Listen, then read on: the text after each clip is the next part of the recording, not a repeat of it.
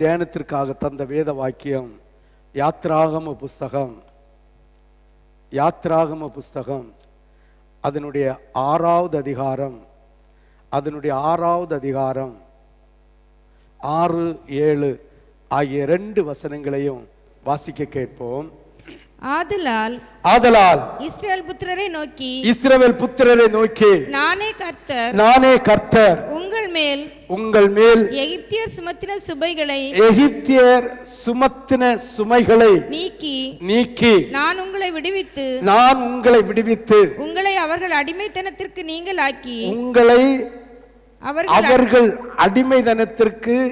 நீங்களாக்கி ஓங்கிய கையினாலும் மகா தண்டனைகளினாலும் உங்களை மீட்டு உங்களை எனக்கு ஜனங்களாக சேர்த்துக்கொண்டு உங்களுக்கு தேவனாய் இருப்பேன். உங்கள் மேல் எகிப்தியர் சுமத்தின சுமைகளை நீக்கி உங்களை விடுவிக்கிற உங்கள் தேவனாகிய கர்த்தர் நான் என்று அறிவீர்கள். ஹல்லேலூயா. இந்த 2 வசனத்தினுடைய சுருக்கம், ஆபிரகாம் ஆதியாகமத்தில் ஆபிரகாம் பலியிட்ட போது பலியிடுவதற்காக ஆண்டவர் கொண்டு வர சொன்ன ஆட்டுக்கிடாவையும் செம்மறிக்கிடாவையும் காட்டுப்புறாவையும் கொண்டு வந்தான். ஆண்டவர் பலியிட சொன்னார், பலியிட்டான். பலியிட்டது கர்த்தருடைய வார்த்தையின்படி பலியிடாமல் 2 பலியிட்டான். பெருசாயிருந்த 2 பலியும் செலுத்தி விட்டான். சிறுசாயிருந்த காட்டுப்புறாவை பலியிடாமல் விட்டு விட்டான். சிந்தித்து பார்க்க வேண்டும். இன்றையும் உலகத்தில் தேவ பிள்ளைகள் ஐயோ பகிரங்கமாக அறிவிக்கப்படுகிற சத்தியங்களை ஏற்றுக்கொள்ளுகிறார்கள். சின்ன காரியமாக இருக்கிற ஒரு சில தேவனுடைய நாம மகிமைப்படும்படியாய் நடக்கக்கூடிய உடுக்கக்கூடிய காரியங்களை ஏற்றுக்கொள்ளவில்லை என்பதை நாம் புரிந்து கொள்ள வேண்டும். ஆபிரகாம் ஆண்டவரால் அழைக்கப்பட்ட மனுஷன். ஊர் என்கிற தேசத்திலிருந்து விக்கிரக ஆராதனை செய்து கொண்டிருந்த மனுஷனை விழித்து கானான் தேசத்திற்குள்ளே பிரவேசிப்பதற்காக பரதேசியாய் சஞ்சரித்த போது இந்த பலியை இட சொன்னார். பலியை இட்டான். பலியில் ஒரு குறைபாடு இருந்தது. இந்த குறைபாடு நிமித்தம் ஆண்டவராகிய தேவன் ஆபிரகாமோடு சொன்னார். அந்த குறைபாடு நிமித்தம் அவனுடைய ஆவி அவனிடம் இருந்து அகன்று போய்விட்டது. அதனால் அவன் நித்திரை அடைந்தான். நித்திரை அடைந்த இந்த ஆபிரகாமை தட்டி எழுப்பி, ஆபிரகாமே, நீ இதை செய்தது நிமித்தம் உன்னுடைய சந்ததி 400 வருஷம் எகிப்து தேசத்தில் அவர்களுக்கு அடிமையாக ஆளோட்டிகள் நடத்துகிற விதமாய் நடத்தப்படும் என்று வாக்கு கொடுத்தார். அந்த வாக்கின்படி இஸ்ரவேல் ஜனங்கள் 400 வருஷம் இந்த எகிப்து தேசத்தில் அடிமைப்பட்டார்கள். இப்ப 400 வருஷம் நிறைவேறிவிட்டது. இவருடைய கூக்குரல், அதாவது பார்வோனுடைய ராஜாக்களும் நியாயாதிபதிகளும் அதிகாரிகளும் இந்த ஜனங்களை நடத்தி விதம் ரொம்ப கொடுமையாயிருந்தது. இந்த கொடுமை நிமித்தம் அழுதார்கள், புலம்பினார்கள், கூக்குரலிட்டார்கள். கர்த்தர் காது கேட்க செய்தார். இதே போலலாம் நம்முடைய முன்னோர்கள் ஏதோ ஆண்டவருக்கு செலுத்த வேண்டிய கனத்தை செலுத்தாதது நிமித்தம், ஆண்டவருக்கு செலுத்த வேண்டிய மகிமையை செலுத்தாதது நிமித்தம் நாம் அநேக கிறிஸ்தவர்கள் இன்று அடிமைப்பட்டு இருக்கிறார்கள் உலகத்தின் பாவத்தின் பிடியில். இந்த பாவத்தின் பிடியினால் சரீரப்பாடு, பண கஷ்டம், மன கஷ்டம், இப்படிப்பட்ட சூழ்நிலையில ஆண்டவரை உரத்த சத்தமாய் கூப்பிட்டோம். அதனால் கர்த்தர் நம்மை அழைத்து தெரிந்து கொண்டு வைத்திருக்கிறார். இந்த இடத்தை அப்படியே புரிஞ்சு கொள்ளுங்க. நான் இஸ்ரவேல் ஜனங்களை கடத்தி கொண்டு வந்ததை உங்களுக்கு விளக்கமாய் சொல்லுகிறேன். இஸ்ரவேல் ஜனங்களை எப்படி கொண்டு வந்தாரோ அதே போலதான் உன்னையும் என்னையும் மீட்டு கொண்டு வந்திருக்கிறார். இப்போ இந்த இஸ்ரவேல் ஜனங்களை மீட்டு கொண்டு வருவதற்காக ஒரு ஆசாரியன் தேவைப்பட்டது. அதற்காக ஆண்டவராகிய தேவன் இந்த ஆசாரியனாகிய தேவனுடைய ஊழியக்காரனை சிறு வயது முதலே பழக்கிவித்து கொண்டு வந்தார். எப்படி ஆண்டவராகிய தேவனுடைய விசுவாசத்தின் மகத்துவம் நிறைந்த ஆபிரகாம் தன்னுடைய மகனை பலியிடுவதற்காக ஒரு சைடுல ஆபிரகாமும் அவனுடைய மகனும் விரவு கட்டும் தீப்பந்தமும் கையில் வெட்டு வருவாளோடு மலையில் ஏறி சொன்னார்களோ, இவர்களோட மலையின் மறுபக்கம் கர்த்தராகிய இயேசு கிறிஸ்து ஏறி சென்று கொண்டே இருந்தார். இந்த 400 வருஷம் அடிமைப்பட்டு போகிற இந்த பிள்ளைகள் 400 வருஷம் முடிஞ்சதும் மீட்டெடுப்பதற்காக ஒரு மனுஷனை ஆயத்தப்படுத்துவதற்காக கர்த்தர் மோசே என்கிற மனுஷனை இந்த ஆசாரிய ஊழியம் செய்வதற்காக தகுதியுள்ள லேவியின் கோத்திரத்தில் உள்ள இந்த மோசையை தெரிந்து கொண்டு ராஜகுலத்தில் பிறக்க வைத்தார். ஏனென்றால் ராஜாவோடு பேச வேண்டும், ராஜாவுடைய சிந்தனை என்னதா இருக்க வேண்டும் இருக்கும், ராஜாவுடைய யோசனை என்னதா இருக்கும் என்பதை அறிந்து கொள்வதற்காக புரிந்து கொள்வதற்காக இந்த மோசையை ராஜாவுடைய வீட்டில் 40 வருஷம் வளர்த்தினார். வில்வித்தை படிப்பு வேதத்தை கற்றுக்கொள்ளுகிறது அத்தனையும் தேர்ந்தவனாயிருந்தான். இனி இந்த உயர்ந்த குல மனுஷனோடு பரிமாறினது போதும், இனி ஏழையோடு ஏழையாக ஆடு மேய்க்கிற தொழில் செய்து அவ்வளவு வறுமையில் இருக்கிற பிள்ளைகளுடைய உன்னதமான பாக்கியத்தை மறைந்து கொள்வதற்காக மோசையை வேறு பிரித்து வனாந்தரத்தில் கொண்டு செல்கிறார், கொண்டு போகிறார். கொண்டு போய் அங்கு வறுமையின் சூழ்நிலையை அங்குள்ள எல்லா காரியத்தையும் கற்றுக் கொடுத்து 40 வருஷம் ராஜ்ய மேன்மையை அனுபவித்த மோசே தாழ்வான நிலைமையை அனுபவிக்க கொண்டு வைக்கிறார். இப்பொழுது 400 வருஷம் நிறைவேறப் போகிறது. 400 வருஷம் நிறைவேறப் போகிறது. ஆண்டவராய் இயேசு அக்கினியினால் பயங்கரமான ஒரு பிரகாசம், தீயை போல ஒரு பிரகாசம், கண்ணால் காண முடியாத ஒரு பிரகாசத்திலே ஆண்டவராகிய தேவன் முள்செடியில வந்து மோசே அழைக்கிறார், மோசையோடு பேசுகிறார். அவன் எவ்வளவோ உதறி பார்த்தான், எவ்வளவோ தன்னை விட்டு விலகி அந்த ஊழியம் வேண்டாம் என்று விட்டு போக நினைத்தான். கர்த்தர் விடவில்லை. கர்த்தர் பிடித்து வைத்து, அப்படின்னா ஒன்ன நான் விட மாட்டேன், உன் அண்ணனை என்ன செஞ்சுக்க ஏற்றுக்கொள்ள என்று சொல்லி அப்படியே பார்வோனிடத்தில் அனுப்புகிறார். அதற்கு அடையாளங்களை சொல்லிவிடுகிறார். இதை சொல்லு, நான் இருக்கிறவராய் இருக்கிறேன் என்று இஸ்ரவேல் ஜனங்கள்கிட்ட சொல்லு. பார்வோனிடம் நான் எபிரேயரின் தேவன் என்று சொல்லுகிறார். அவர்கள் கேட்க மாட்டார். ஆனாலும் நீ போ என்று சொல்லி அடையாளங்களை காட்டி கொடுத்து விடுகிறார். போகிறான், ராஜாவை பார்க்கிறான். ராஜா சம்மதிக்கல. அப்ப அடையாளத்தை நடத்துகிறார். தேவன் என்னோடு இருக்கிறார் என்பதற்காக ஆரோனுடைய கையில் இருந்த கோலை கீழே போடுகிறான். பாம்பா மாறுகிறது. மந்திரவாதிகளும் அதை செய்தார்கள். மந்திரவாதியுடைய கோலில் இருந்த பாம்பு அப்படியே அந்த பாம்புகளை ஆரோனுடைய கோலினுடைய பாம்பு விழுங்கி போட்டது. இந்த மந்திரவாதிகளுக்கு சக்தி மாறி போய்விட்டது. இப்படி அடையாளத்தை காட்டுகிறான். அதிலையும் அவர்கள் மனம் மாறவில்லை. இரண்டாவது தண்ணீரை இரத்தமா மாற்றுகிறார். ஆனாலும் பார்வோன் மனம் திரும்பல. ஏன்னா தண்ணீர்ல கொஞ்சம் சாயத்தை போட்டா அது இரத்தமா மாறிடும் என்கிற சிந்தனை உடையவர்களாய் இருந்திருக்கலாமோ என்று நினைக்க தோன்றுகிறது. எப்படியோ தண்ணீர் இரத்தமா மாறின பிறகும் பார்வோனுடைய மனம் திருந்தவில்லை. தவளைகளினால் வாதித்தார். அந்த தண்ணீரை இரத்தமா மாற்றினதும் மந்திரவாதிகளும் செய்தார்கள். மந்திரவாதிகளும் செய்தார்கள். அதனால் பார்வோனுடைய இருதயம் இன்னும் கடினப்பட்டது. தவளைகளால் தேசம் பூரா தவற, குடிக்கிற தண்ணி தவள, சமைக்கிற தண்ணியில தவள, வீட்டுக்குள்ள தவள, ராஜாவுடைய வீடு முதல் எங்குமே தவளை நிறைந்தது. இதே மாதிரி மந்திரவாதிகளும் செய்தார்கள். ஆனாலும் அதனால் பார்வோனுடைய இருதயம் கடினப்பட்டது. பேனு பேனு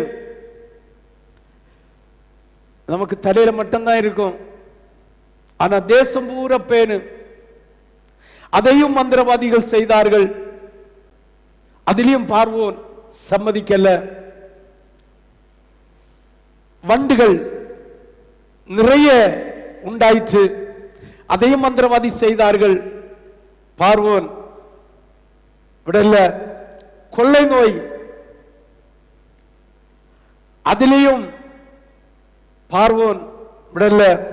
கொப்புளங்கள் வந்தது, கல்மழை வந்தது, வெட்டுக்கிளி வந்தது, காரிருள் வந்தது. இப்படி உலகத்தில் உலக மனுஷனுடைய சக்தி, பிசாசினால் சக்தி, செய்ய வேண்டிய காரியத்துக்கு மிஞ்சி அநேக காரியங்களை மோசையின் மூலமாக ஆண்டவர் செய்தார்.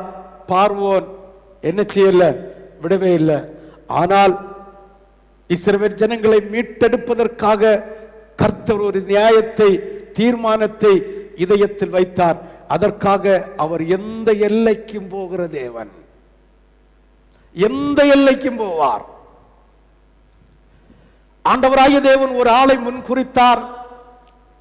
மணவாட்டி சபையிலே ஒரு சபை, ஒரு தேவ பிள்ளையை நிலநிற்க வைக்க வேண்டும் என்றால் அதற்காக எந்த கிரயத்தையும் கொடுப்பதற்கு அவர் தயார். தன் ஜீவனையே கொடுத்த தேவன் எந்த எல்லைக்கும், எத்தனை பேரை சங்கரிப்பதற்கும், எத்தனை பேரை கொல்வதற்கும் அவர் ஆயத்தமாயிருந்தால். ஏனென்றால் அழைத்த தேவன் உண்மை உள்ளவர். ஆபிரகாமை அழைத்த தேவன் அவனிடம் கொடுத்த வாக்கு தத்தத்தை நிறைவேற்றுவதற்கு அவர் உண்மை உள்ளவராயிருந்ததினால், அவர் மனம் மாறுவதற்கு மனுஷகுமாரனாய் இராமல் தேவகுமாரனாய் இருந்ததினால் அவர் அதுக்காக எந்த எல்லையும் போக ஆயத்தமாயிருந்தார். இப்ப புரிந்து கொள்ளணும், கடைசியா மனுஷனால், உலகத்தினால், எந்த விஞ்ஞானியினால் செய்ய முடியாத ஒரு காரியத்தை கர்த்தர் செய்கிறார். கர்த்தர் செய்கிறார். எந்த அறிவினாலும் செய்ய முடியாத காரியம். ஆனாலோ உலக பார்வைக்கு அது பைத்தியமாயிருந்தது. உலக பார்வைக்கு அது பைத்தியமாயிருந்தது. அதுதான் தலைப்பிள்ளை சங்காரம். 10வது வாத ஆண்டவர் நடப்பித்திருக்கிறார். இந்த 10வது வாத நடக்கும்போது ஆண்டவர் சொன்ன வார்த்தை உலக பிரகாரமாய் அது பைத்தியமாய் இருக்கலாம். உலக பிரகாரமாய் அதை விசுவாசிக்க முடியாததா இருக்கலாம்.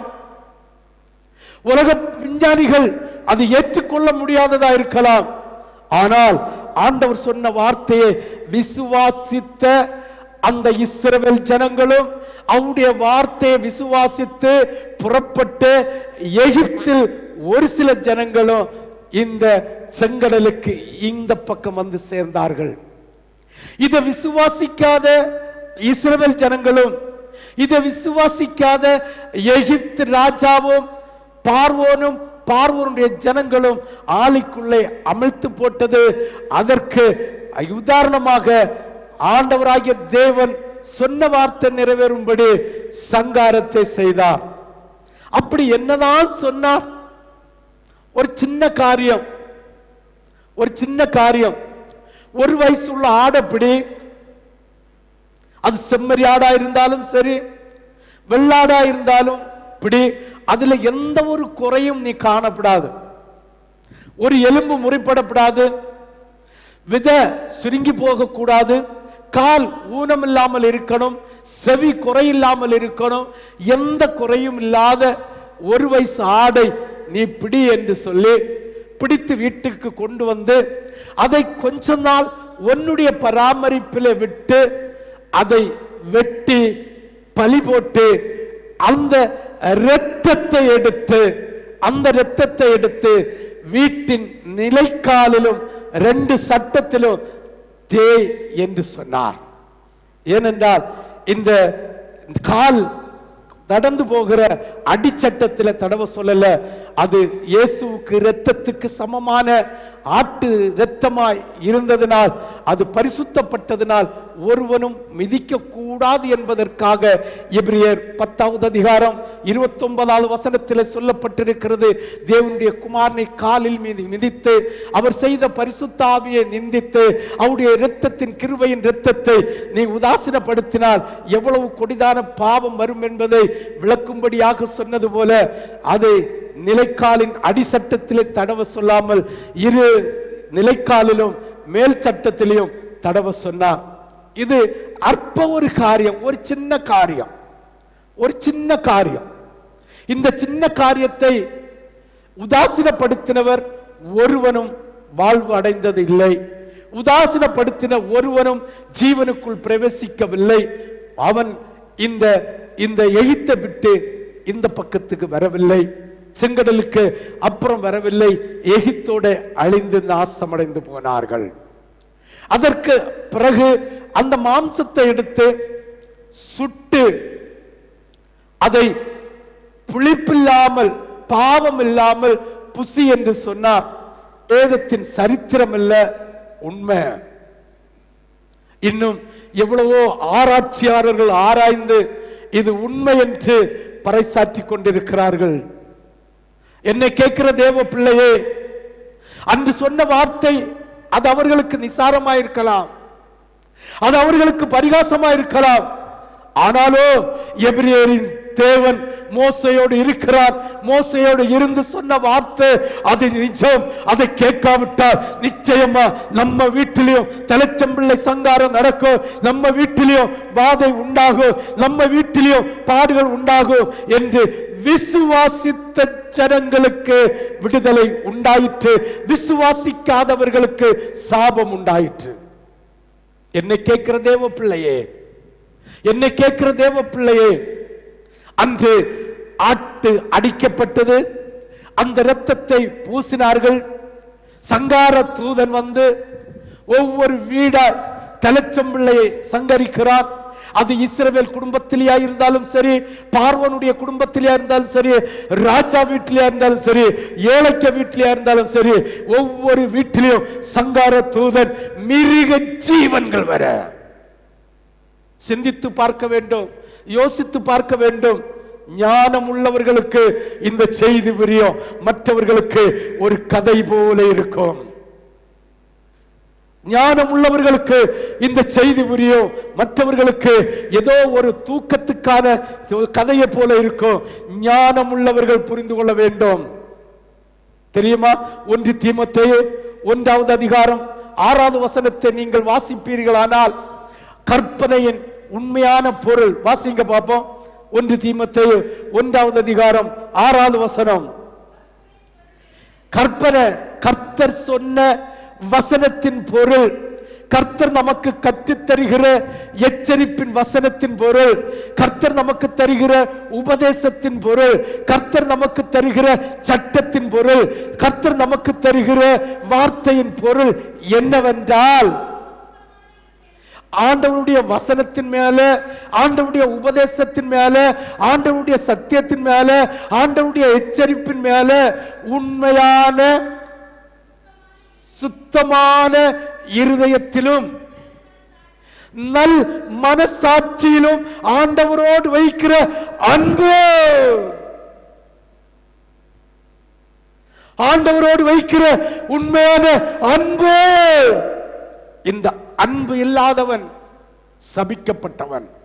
இந்த அன்பு இல்லாதவன் தேவனுடைய நித்தியத்திற்கு போய் சேர முடியாது. இந்த அன்பு இல்லாதவர்கள் இந்த பஸ்காவை அடிக்க மாட்டார்கள். இந்த அன்பு இல்லாதவர்கள் இந்த நிலைக்காலிலே தடவ மாட்டார்கள்.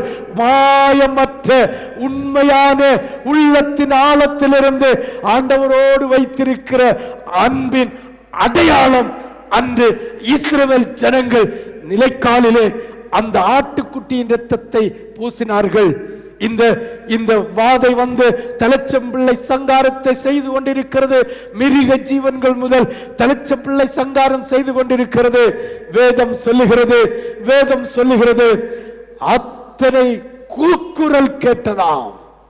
ஆனால் ஒரு நாய் கூட வாய் திறக்கலையா தெரியுமா?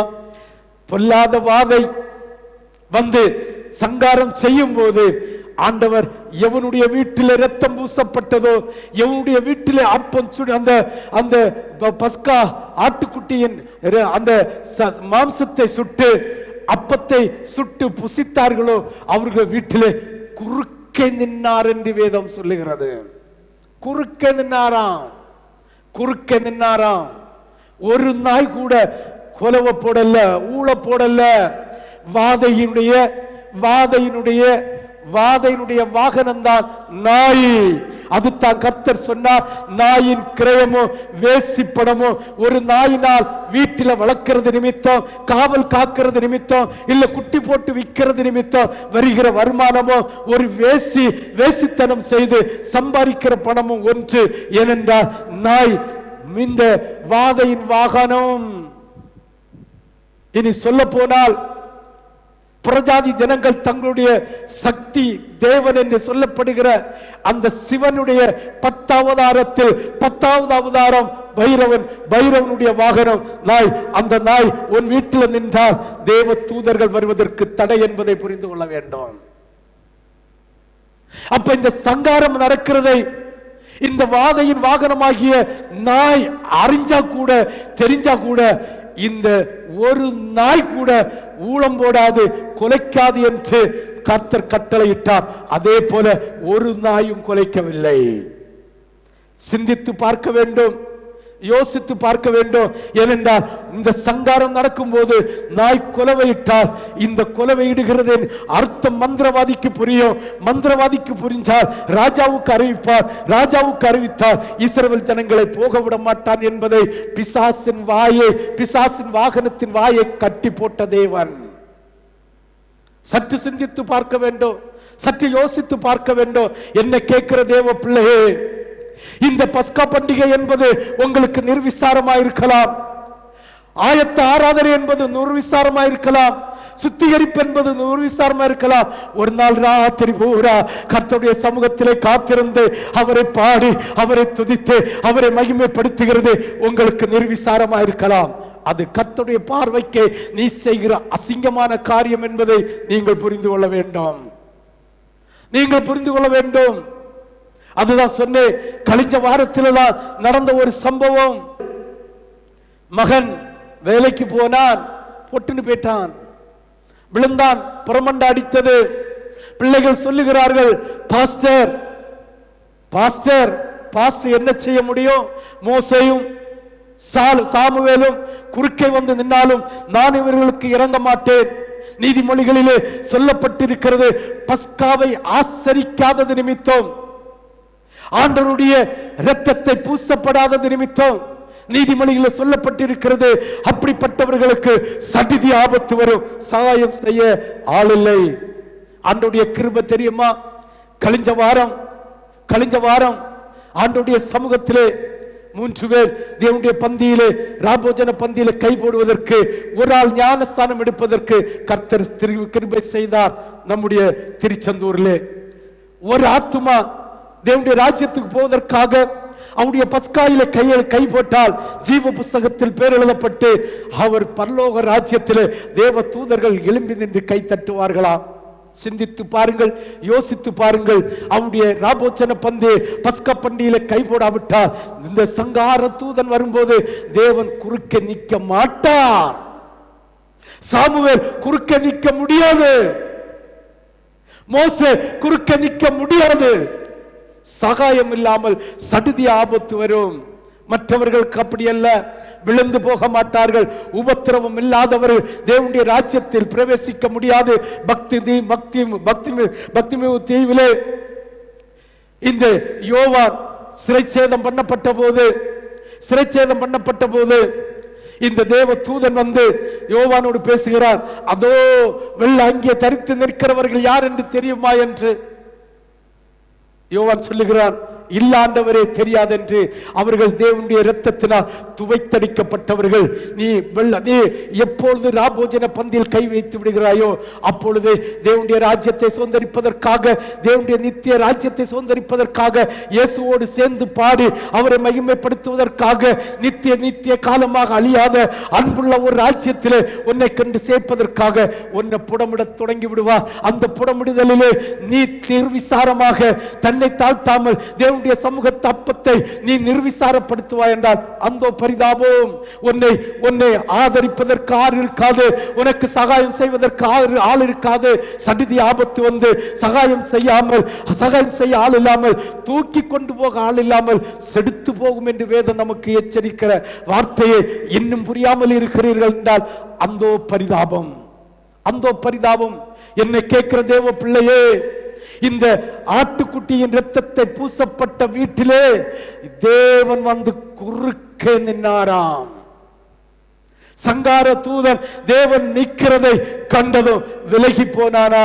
சத்து சிந்தித்து பார்க்க வேண்டும், யோசித்து பார்க்க வேண்டும். என்னை கேட்கிற தேவ பிள்ளையே, நீங்கள் எப்படி இருக்கிறீர்கள்?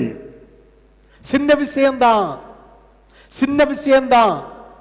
அந்த இரத்தத்தை பூச வேண்டும். அந்த இரத்தத்தை பூசப்பட்ட அந்த ஆட்டுக்குட்டியின் மாம்சத்தை சுட்டு புசிக்க வேண்டும். புளிப்பில்லாத அப்பத்தை சுட்டு புசிக்க வேண்டும். சிம்பிள் காரியம். ஆனாலோ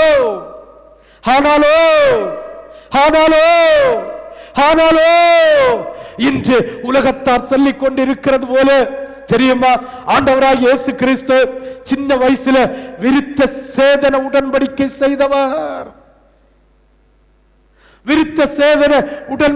செய்தவர். அவர் சுன்னத்து பண்ணினவர். இன்னும் ஒண்ணும் தெரியுமா, அவருடைய அப்போஸ்தலரிலேயே மகிமை நிறைந்த பவுல் விருத்த சேதனம் பண்ணினவர், விருத்த சேதன உடன்படிக்கை பண்ணினவர் என்று சொல்லப்படுகிறது.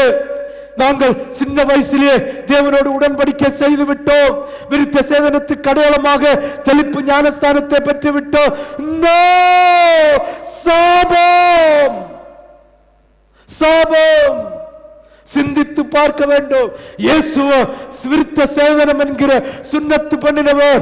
விருத்த சேதன உடன்படிக்கையை செய்த இயேசுவுக்கு ஞானம் வந்தது. அவர் ஓடினார். யோவான் சானனை ஆயத்தப்படுத்தி வைத்திருக்கிறது என்பதை அறிந்து யோர்தான் நதிக்கு ஓடினார். ஓடி போனார். யோவான் ஸ்நானனோடு ஞானஸ்தானத்தை கேட்கிறார். யோவான் ஸ்நானன் தடை செய்கிறார். உம்முடைய பாதரட்சையை தூக்குவதற்கு கூட அதற்கு அருகதை இல்லை, அதன் வார்வை தொடுவதற்கு கூட அருவதில்லை. உம்மிடம் நான் ஞானஸ்தானம் பெற வேண்டும் என் மூலமா என்று கேட்கிறார். அவர் சொல்லுகிறார், தேவனுடைய நீதியை நிறைவேற்ற இப்போது இடம் கொடு. இந்த சின்ன வயசுல ஞானஸ்தானத்துக்கு அந்த உடன்படிக்கைக்கு அடையாளமாக தெளிக்கப்பட்ட, அன்று அடையாளமாக சுன்னத்து செய்யப்பட்ட, இந்த விருத்தசனம் செய்யப்பட்ட இயேசு கிறிஸ்து வந்து ஞானஸ்தானம் எடுக்கிறார். யோர்தான் நதிக்குள்ள மூழ்கி எடுக்கிறார். ஆனாலும் இன்று உலகத்தில் இருக்கிற, தேசத்தில் இருக்கிற இந்த கிறிஸ்தவர்கள், ஐயோ ஒரே ஞானஸ்தானம் ஒரே உடன்படிக்கை என்று சொல்லி ஞானம் பிறந்த பிறகு எடுக்க வேண்டிய மூழ்கி ஞானஸ்தானத்தை தவறி விட்டு போகிறார்கள் என்றால், இந்த திருச்சபையிலோ நிர்விசாரமாக இருக்கிறீர்கள் என்றால் அந்த பரிதாபம். தேவ ஞானத்தை பெற்றுக் கொள்ளாவிட்டால் ஒருவனுக்கும் இந்த செய்தி புரியாது. இது கேட்கிறவர்களுக்கு கதை, புரிந்து கொள்ளுகிறவர்களுக்கு ஞானம் உடையதா இருக்கும். சபைக்கு சொல்லுகிறதை காதுள்ளவர்கள் கேட்க கடவுது. சற்று சிந்தித்து பாருங்கள்.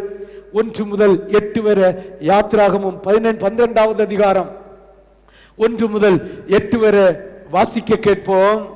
கர்த்தர் எகிப்து தேசத்தில் மோசேயை ஆரோனை நோக்கி, இந்த மாதம் உங்களுக்கு பிரதான மாதம். எந்த மாசம் எல்லாம் கர்த்தருடைய சரீரத்துக்கு அடையாளமாக அப்பத்தை சுட்டு புசித்து அவருடைய இரத்தத்தை அவருடைய வீடாகிய அவருடைய ஆலயமாகிய நம்முடைய சரீரத்திலே நிலைக்காலிலே பூசப்படுகிறோமோ அந்த மாசம் பூரா நமக்கு விசேஷித்தமான மாசம். ஒவ்வொரு மாசமும் இதை ஞாபகப்படுத்தும்படியாக ஆண்டவராகிய தேவன் அன்று மோசையிடம் கட்டளையிட்டது இன்று நம்மோடு கட்டளையிடுகிறார். என்னை கேட்கிற தேவ பிள்ளையே, கர்த்தர் இஸ்ரவேல் ஜனத்தை நடத்தின விதத்தை சற்று சிந்தித்து பாருங்கள். அவர்கள் ஞானஸ்தானம் எடுத்தார்களா என்று, பரிசுத்தாவியை பெற்றார்கள் என்று அநேக கிறிஸ்தவர்கள் கேட்குது உண்டு. அப்போஸ்தலர் நடவடிக்கைகள் புஸ்தகத்தில் அழகா சொல்லப்பட்டிருக்கிறது. சமுத்திரத்தின் வழியாகவும் மேக சம்பத்தின் வழியாகவும் அக்னியினாலும் ஜலத்தினாலும் அவர்கள் ஞானஸ்தானம் பெற்றார்கள் என்று சொல்லப்பட்டிருக்கிறது. இதை கேட்டதும் சின்ன பிள்ளைகளும் அதில் நடந்து வந்தார்களே என்று சொல்லியிருக்கார்கள். இந்த சிந்தனை உடையவர்கள் சபிக்கப்பட்டவர்கள். சின்ன பிள்ளைகள் ஞானஸ்தானம் எடுப்பதில்லை, அவர்கள் குளித்தது. ஆனாலோ ஞானம் பிறந்தவர்கள், அந்த பஸ்காவை ஆசரித்தவர்கள் ஞானஸ்தானம் பெற்றார்கள் என்று வேதம் திட்ட தெளிவா சொல்லப்பட்டிருக்கிறது. என்னை கேட்கிற தேவனுடைய பிள்ளையே, அந்த சமுத்திரத்து வழியாகவும் மேகத்தின் வழியாகவும் ஞானஸ்தானம் பெற்றவர்கள் அவர்கள் அத்தனை பேரும் இஸ்ரவேலின் உடன்படிக்கையை சிறு வயசிலேயே அவர்களுடைய உடன்படிக்கைக்கு ஏற்றுக்கொண்டதன் அடையாளமாக விருத்த சேதனம் பெற்றவர்கள். இயேசுவும் பெற்றார், அப்போஸ்தலரும் பெற்றார். நானும் சிறு வயசிலே தெளிப்பு ஞானஸ்தானத்தை பெற்று உடன்படிக்கை பெற்றவன். ஆனாலோ ஞானம் பிறந்த பிறகு இது தவறு, இது சரியில்லை, இந்த புதிய ஏற்பாட்டு காலத்தில் இது சரியில்லை, ஆண்டவர் தந்த உபதேசத்தில் இது சரியில்லை, இயேசு நமக்கு தந்த உபதேசத்தில் இது சரியில்லை, 12 அப்போஸ்தலர் தந்த உபதேசத்தில் சரியில்லை என்கிற ஞானம் பிறந்து வேத வசனத்தை கண்டதும் ஓடி ஓடி ஓடி ஓடி ஒரு ஊழியக்காரன் மூலமாக முங்கி ஞானஸ்தானம் எடுத்து நீ எப்படி இருக்கிறாய்? என்னை கேட்கிற இஸ்ரவேல் ஜனங்களைப் போல கிறிஸ்தவ ஜனங்களே நீங்கள் எப்படி இருக்கிறீர்கள்? மாக்கானுக்கு கரைய முடியும், மழை பெய்ய வச்ச முடியாது. கர்த்தர் சொல்லுகிற ஒவ்வொரு வார்த்தையும், கர்த்தர் மரத்திலிருந்து தருகிற வார்த்தையை சபைக்கு சொல்லுவது அடியனுடைய கடமை. சபைக்கு சொல்லுகிறது காதுள்ளவர்கள் கேட்க கடவுது. தேசத்தில் இருக்கிறவர்களோ செவி இருந்தால் கேட்டுக்கொள்ளுங்கள். கர்த்தர் உங்களை மனம் திரும்ப வைப்பாராக. ஆமென். ஹல்லேலூயா, ஹல்லேலூயா. நீங்கள் இஸ்ரவேல் சபையார் யாவரையும் நோக்கி இந்த மாதம் 10ஆம் தேதியில் வீட்டு தலைவர்கள் வீட்டுக்கு ஒரு ஆட்டுக்குட்டியாக ஒவ்வொருவரும் ஒவ்வொரு ஆட்டுக்குட்டியை தெரிந்து கொள்ள கடவர்கள். ஒரு வீட்டில் இருக்கிறவர்கள் ஒரு ஆட்டுக்குட்டியை புசிக்கிறதற்கு போதுமான பேர்களாய் இராமற் போனார் அவனும் அவன் சமீபத்தில் இருக்கிற அவனுடைய அயல் வீட்டுக்காரனும் தங்களிடத்தில் உள்ள ஆத்துமாக்களின் லெக்கத்துக்கு தக்கதாக ஒரு ஆட்டுக்குட்டியை தெரிந்து கொள்ள வேண்டும். அவைகள் புசிப்புக்கு தக்கதாக லெக்கம் பார்த்து ஆட்டுக்குட்டியை தெரிந்து கொள்ள வேண்டும். அந்த ஆட்டுக்குட்டி பழுதற்றதும் ஆணும் ஒரு வயதுமாய் இருக்க வேண்டும். செம்மறை ஆடுகளாலாவது வெள்ளாடுகளிலாவது அது தெரிந்து கொள்ளலாம். அதை இந்த மாதம் 14ஆம் தேதி வரைக்கும் வைத்திருந்து இஸ்ரவேல் சபையில் ஒவ்வொரு கூட்டத்தாரும் சாயங்காலத்தில் அதை அடித்து இஸ்ரவேல் கிறிஸ்தவத்தில் ஆண்டவருடைய புதிய உடன்படிக்கையை ஏற்றுக்கொள்ளுகிற ஒவ்வொருவரும் ஒவ்வொரு கூட்டத்தாரும் ஒவ்வொரு சபையும் செய்ய வேண்டிய ஒரு காரியம். இது ஒரு தனிப்பட்ட பெந்தேகோஸ்துக்கு அல்ல. பெந்தேகோஸ்துன்னா ஒரு தனிப்பட்ட ஒரு ஒரு ஒரு ஒரு ஒரு ஒரு ஒரு வழி அல்ல. பெந்தேகோஸ்து என்றால் அறுவடை என்றால் கர்த்தருடைய அபிஷேகம் இறங்கின நாள். அன்று பெந்தேகோஸ்து நாளிலே அந்த அபிஷேகம் இறங்கப்பட்ட நாளை பெந்தேகோஸ்து என்றால் துதி நடக்கிற இடம். அதை இன்று ஒரு பிரிவாகவே உலகம் கொண்டாய்விட்டது. எங்கெல்லாம் கர்த்தருடைய அபிஷேகம் இறங்குதோ அது அத்திரியம் பெந்தேகோஸ்து சபைதான். ஆமென். ஹல்லேலூயா, ஹல்லேலூயா. ஆண்டவராகிய தேவன் இந்த உலகத்திலே 3 வருஷம் வேலை செய்து அவர் தன்னுடைய ஜனங்களுக்காக பாடுபட்டு இரத்தம் சிந்தி அவர் வேர்வையை சிந்தினது போல இரத்தத்தை சிந்தி சிலுவையில் மரித்து அடக்கம் பண்ணப்பட்டு 3ஆம் நாள் உயிர்த்தெழுந்து இந்த உலகத்திலே அவர் சுற்றி திரிந்து அவர் விண்ணகம் ஏறி 50வது நாள் அவருடைய அபிஷேகம் இறங்கப்பட்ட நாள். அவரு 3 வருஷம் ஊழியம் செய்தது அறுவடையின் மகத்துவமான நாள். அதுதான் பெந்தேகோஸ்தே நாள். ஆமென். இந்த உலகத்தில் இந்த அறுவடையை பொங்கல் திருநாள் என்று பெந்தேகோஸ்காரர்களும் இந்த உலகத்திலும் மார்க்கங்களும் அந்த அறுவடை நாள்ல கரும்ப நாட்டி பொங்கலை வச்சு கொலவை போட்டு அது கிழக்கு திசை பாய்தா பொங்குதா மேற்கு திக்க பாய்தா என்று பெந்தேகோஸ்காரர்களும் ஆவிக்குரிய ஊழியம் செய்கிற சுவிசேஷக்காரர்களும் இந்த திருச்சபை விக்கிரக ஆராதனை செய்கிறவர்களோ பரிசுத்தாவிய மூழ்கி ஞானஸ்தானத்தை விசுவாசிக்காத கிறிஸ்தவர்களும் இன்று கொண்டாடி கொண்டிருக்கிறார்கள். அந்தோ பரிதாபம், அந்தோ பரிதாபம். என்னை கேட்கிற தேவ பிள்ளையே, நீ எங்க இருக்கிறாய்? நீ எந்த இடத்துல இருக்கிறாய்? ஆண்டவர் செய்த அறுவடையின் நாள், நீ ஆண்டவருக்காக செய்த ஊழியம், நீ செய்த ஆத்ம ஆதாயத்தினுடைய பிரதிபலன் என்னைக்கு வந்த தேவனுடைய ராஜ்யத்திற்கு போவதற்கு பரிசுத்தாவியின் அபிஷேகத்தை பெறுகிறாரோ அந்த நாள் உனக்கு அறுவடையின் நாள். ஆண்டவராகிய தேவன் உனக்கு அறுவடையாய் தந்த அந்த பிரதிபலன் நாள்.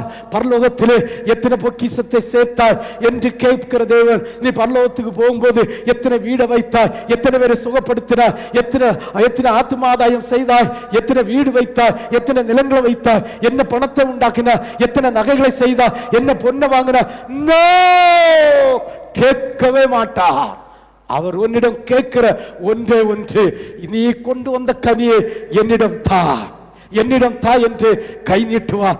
எத்தனை கனி கொண்டு கொடுப்பார், எத்தனை ஆத்துமாக்களை நீ தேவனுடைய தேசத்தில் சேர்ப்பாய் என்று ஆண்டவருக்கு வேதம் சொல்லுகிறது.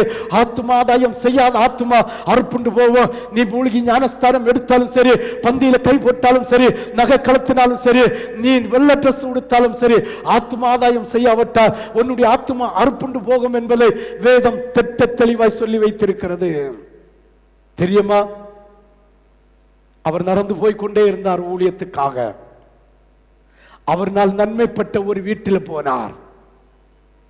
வழி அருகே ஒரு வீடு இருந்தது. அவருடைய கையினால் நன்மை பெற்றது, அவருடைய ஆசீர்வாதத்தை பெற்றது. வீடு 3 மாடி 4 மாடி கட்டடமாயிருந்தது. வீட்டுக்குள்ளே அநேக வேலைக்காரர்கள் தங்கக்கூடிய அறைகள் இருந்தது. எல்லா சௌபாக்கியமும் இருந்தது. ஆண்டவராகிய தேவன் நினைத்தார், அவர் களைப்படைந்த போது, ஐயோ என்னால் நன்மை பெற்ற பிள்ளை, போவோம், கனி ஏதாவது இருந்தால் வாங்கிக் கொள்வோம், இளைப்பார்வோம் என்று போனார். அந்த வீட்டில் போகும்போது ஆண்டவருக்கு பிரியமான கனி இல்லாதது நிமித்தம், ஆண்டவருக்கு பிரியமில்லாத சாட்சி இல்லாதது நிமித்தம் அந்த வீட்டை சபித்தார். அந்த வீடு இடிந்து போனது. இன்னொன்னு தெரியுமா? இன்னொன்னு தெரியுமா? அப்படியே இன்னொரு இடத்துல நடந்து கொண்டிருக்கும் போது ஒரு தோட்டத்தை கண்டார். ஒரு தோட்டத்தை கண்டார், ஒரு சபையை கண்டார்.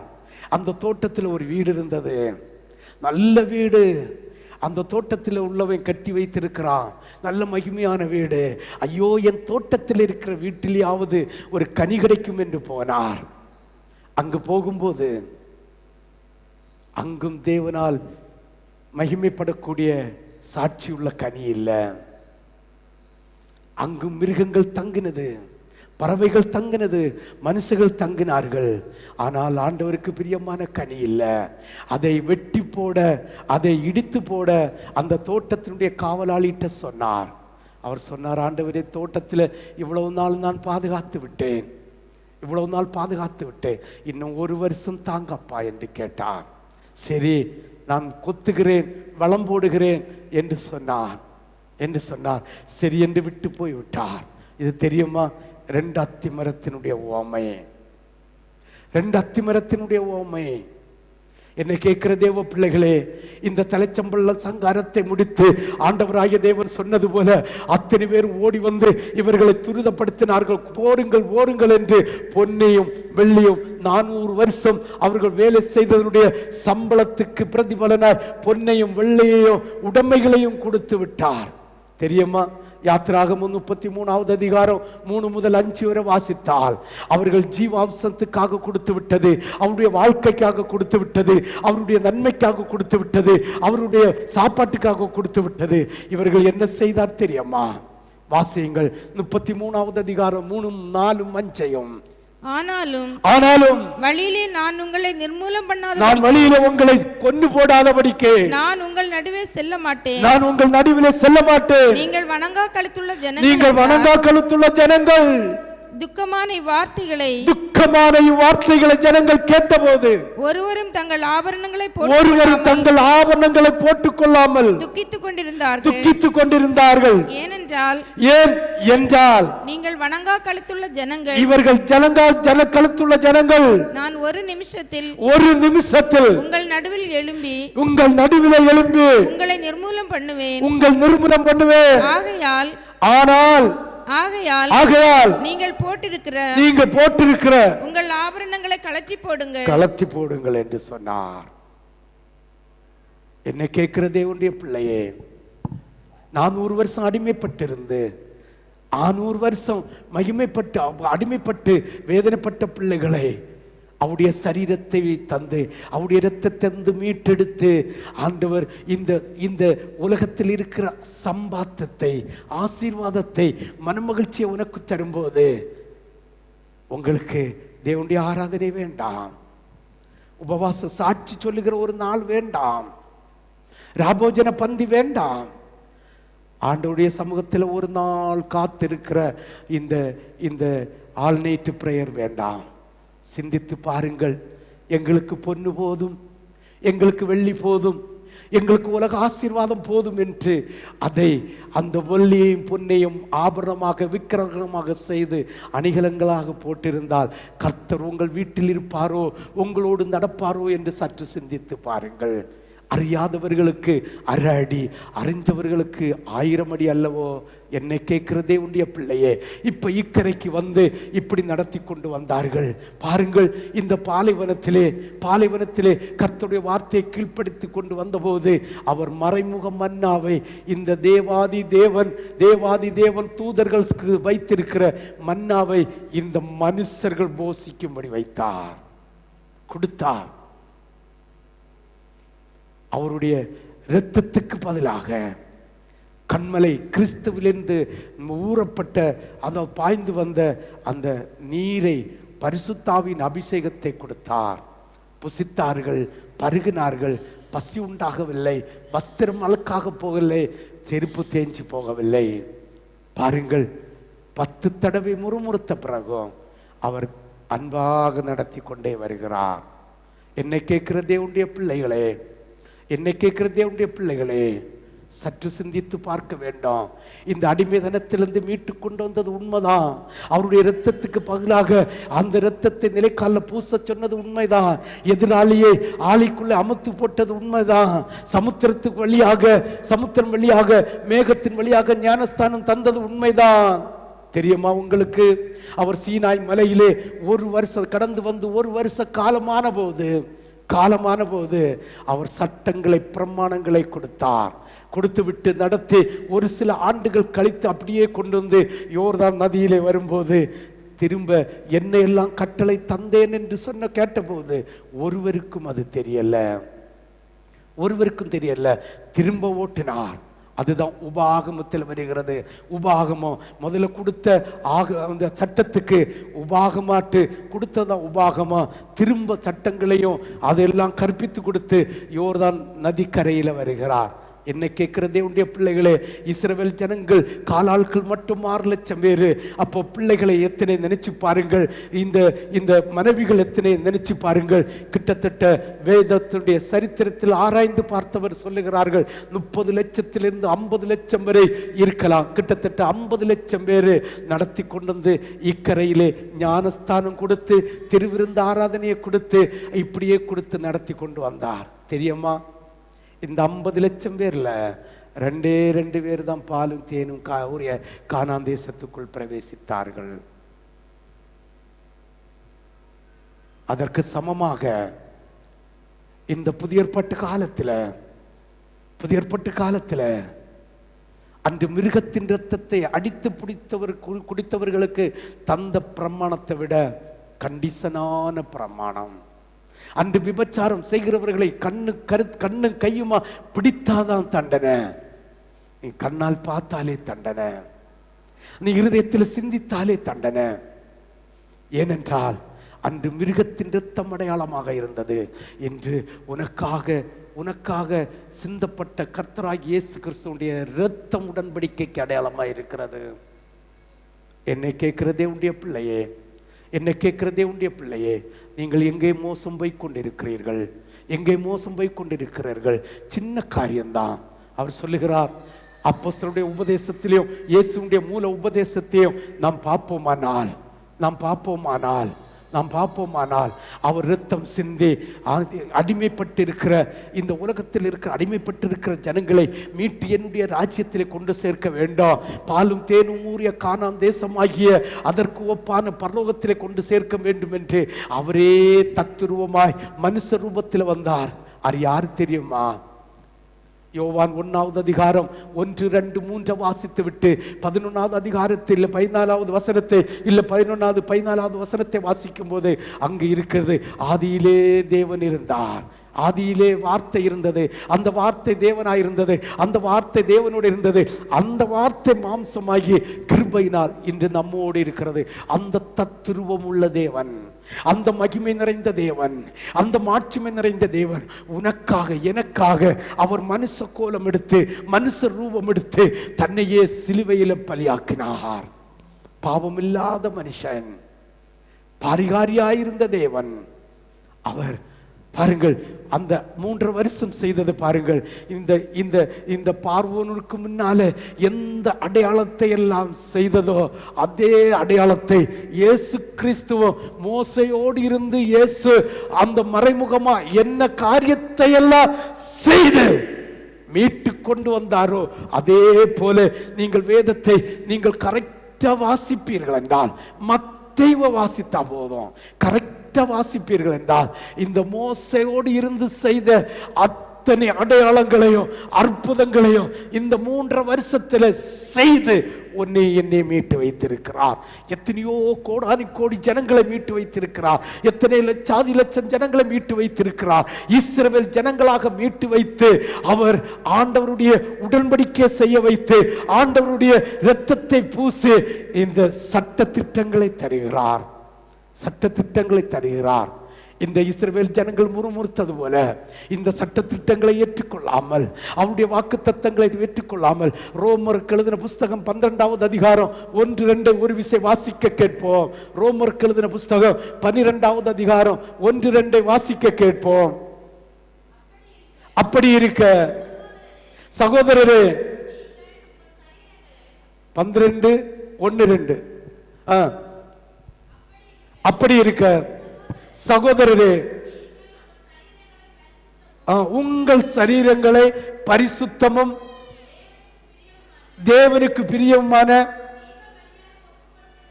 வேண்டும் என்று 2வது வசனத்தை வாசி. நீங்கள் இந்த பிரபஞ்சத்துக்கு ஒத்த வேஷம் தெரியாமல் தேவனுடைய நன்மை பிரியமும் என்னதென்று அறிந்து செயல்படுங்கள். அப்படியே 1 யோவான் 2வது அதிகாரம் 15, 16, 17 வாசிக்க கேட்போம். 1 யோவான் 2வது அதிகாரம் 15, 16, 17.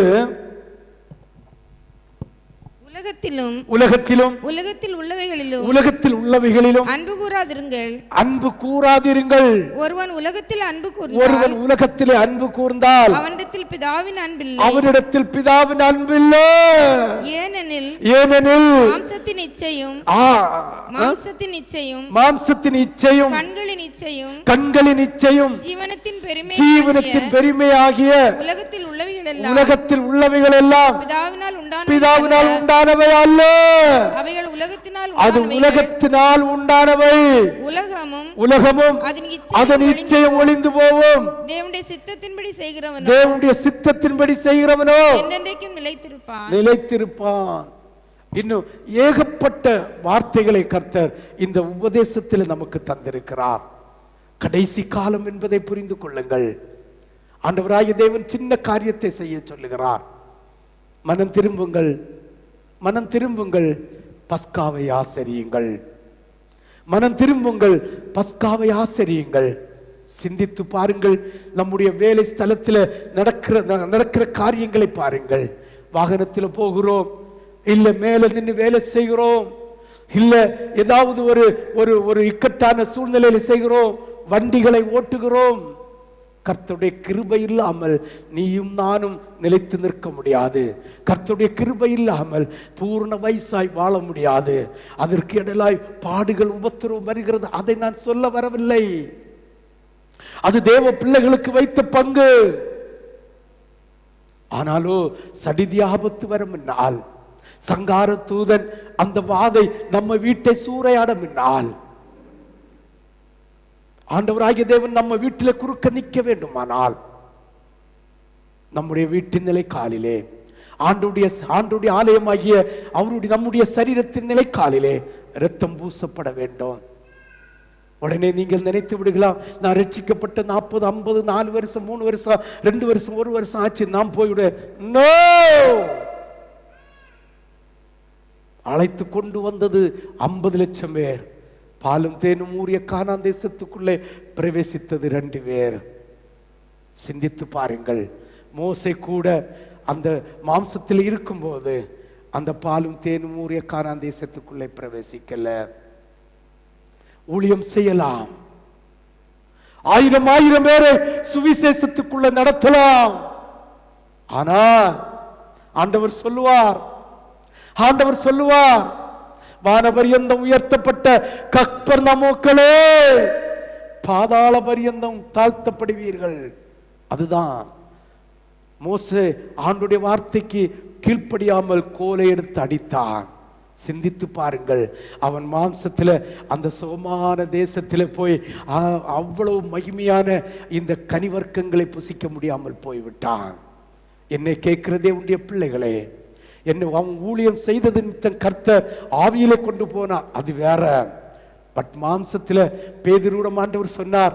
பேதுரு கேட்கிறான், அந்த ஆண்டவரே, நாங்கள் எல்லாம் விட்டு உம்மை பின்பற்றி வருகிறோமே, எங்களுக்கு என்ன என்று கேட்டான். அவர் சொன்னார், நீ எதை இழந்தாயோ, நிலத்தை இழந்தா கூட 100 அனுபவிப்ப, பரலோகத்திலும் தேவ தூதர்களை ஞாபகம் விசாரிக்கக்கூடிய அதிகாரத்தையும் பெறுவாய் என்று. மோசே அதை இழந்து விட்டான். இந்த ஜனங்கள் பாருங்கள், 2 பேர் தான் அதை சுதந்திரித்தார்கள். 50 லட்சம் பேர்ல. என்னை கேட்கிறதே உடைய பிள்ளையே, கர்த்தர் எதற்காக இந்த உலகத்திற்கு வந்தார்? கர்த்தர் எதற்காக இந்த மண் உலகத்துக்கு வந்தார்? எதற்காக மானிடரை போல அந்த ரூபத்தை ஏற்றுக்கொண்டார்? எதற்காக சிலுவையில் அறையப்பட்டார்? எதற்காக இரத்தம் சிந்தினார்? எதற்காக தன்னுடைய ஆவிய பிதாவுடைய கரத்தில் ஒப்பு கொடுத்தார்? 3 வருஷம் எதற்காக இந்த மோசே செய்தது போல் அடையாளங்களும் அற்புதங்களையும் எதற்காக செய்தார்?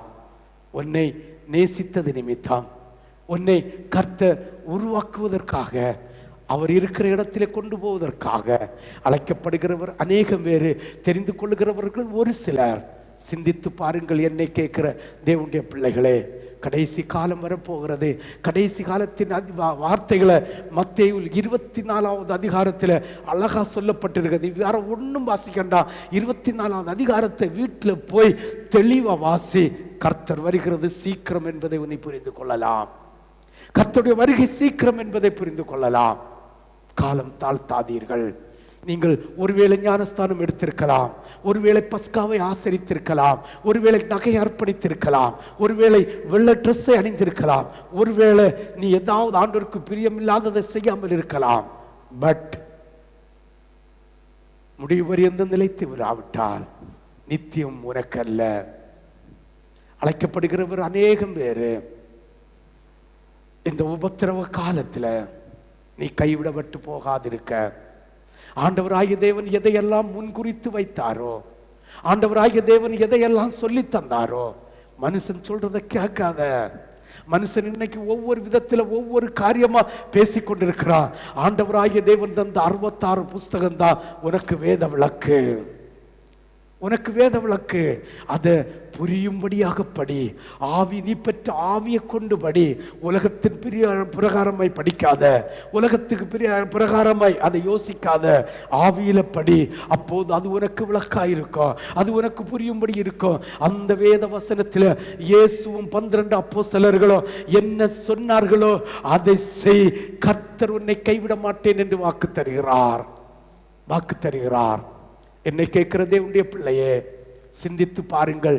அவர் உபதேசம் தந்து கொண்டே இருக்கிறார். மோசே கிட்டத்தட்ட 40 வருஷம் 38 வருஷம் அந்த பார்வோனுடைய அந்த எகிப்திலே இருந்து ஜனங்களுக்காக பேசி பேசி பரிந்து பேசுறதோ, வெச்சரிக்கிறதோ, அற்புதத்தை நடத்துறதோ, ஜனங்களை பாதுகாக்கிறதுமா இருந்தான். அதே போல ஆண்டவராகிய இயேசு கிறிஸ்து ஒரு சில பைத்தியங்களை தெரிந்தெடுக்கிறார். சிந்தித்து பாருங்கள். நோவா காலத்தில் கர்த்தராகிய தேவன் குடிகாரனாயிருந்த, பைத்தியக்காரனாயிருந்த, ஆனாலோ இருதயத்தில் கர்த்தருக்காக வைராக்கியமாயிருந்த ஒரு மனுஷனை கர்த்தர் தெரிந்தெடுத்தார். தெருவாக பிரசங்கித்தார், தெருவாக சொன்னான், போனான், இருந்தான், சொன்னான், கேட்கல.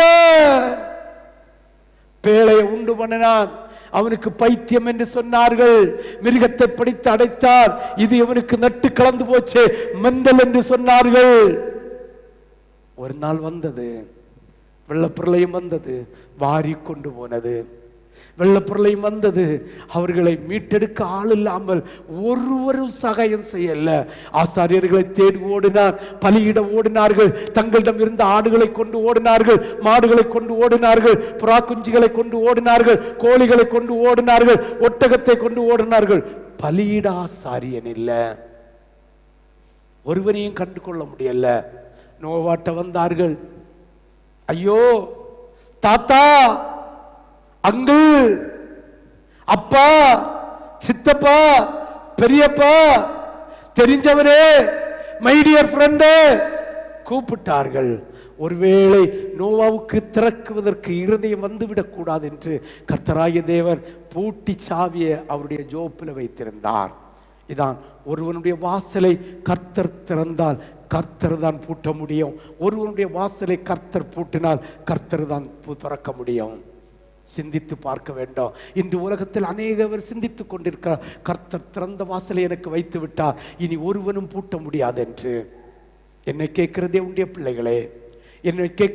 பிள்ளைகளே, சற்று சிந்தித்து பாருங்கள், சற்று யோசித்து பாருங்கள். அன்று நோவாவை தெரிந்து கொண்டது போல வைராக்கியம் உள்ள ஒரு சில பிள்ளைகளை, பைத்தியமாயிருந்த பிள்ளைகளை, குடிகாரனாயிருந்த பிள்ளைகளை, முரட்டுத்தனமாயிருந்த பிள்ளைகளை, வியாதியில விழுந்த பிள்ளைகளை, துக்கத்தை அனுபவித்த பிள்ளைகளை, இனி இவர்களுக்கு ஜீவன் இல்லை என்று சொன்ன பிள்ளைகளை கர்த்தர் தெரிந்து கொண்டு அவருக்காக வைராக்கியமாய் இப்படி உபதேசத்தை சொல்ல வைத்திருக்கிறார். மனம் திரும்புங்கள். தெரியுமா, இன்னும் கொஞ்சம் காலத்துக்குள்ள அவருடைய ரகசிய வருகை ஒன்று வருது. ரகசிய வருகையே இல்லை என்று சாதிக்கிற கிறிஸ்தவர்கள் இருக்கிறார்கள். அவர் ரகசிய வருகை வருது. அதுதான் மேகம் மீது இயேசு ராஜா வேகம் வாராரே. மேகம் கரங்களை தட்டி, ராஜன் வேகம் வாராரே. ஆயத்தமுள்ளவரை ஆலயம் சேர்க்க அவரே வாராரே. ஆயத்தமுள்ளவரை ஆலயம் சேர்க்க அவரே வாராரே. மேகம் மீது இயேசு ராஜன் வேகம் வாராரே. மேகமீதில் இயேசு ராஜன் வேகம் வாராரே. ஆண்டவர் தாமே ஆர்ப்பரிப்போடு அவனில் வாராரே. கரங்களை தட்டி, ஆண்டவர் தாமே ஆர்ப்பரிப்போடு அவனில் வாராரே. மீண்டவரோ மேலோகமே சொல்ல மேனியை விடுவாமே. மீண்டவரோ மேலோகமே கரங்களை தட்டி, மேதினியை விடுவார். மேகமீதில் இயேசு ராஜன் வேகம் வாராரே.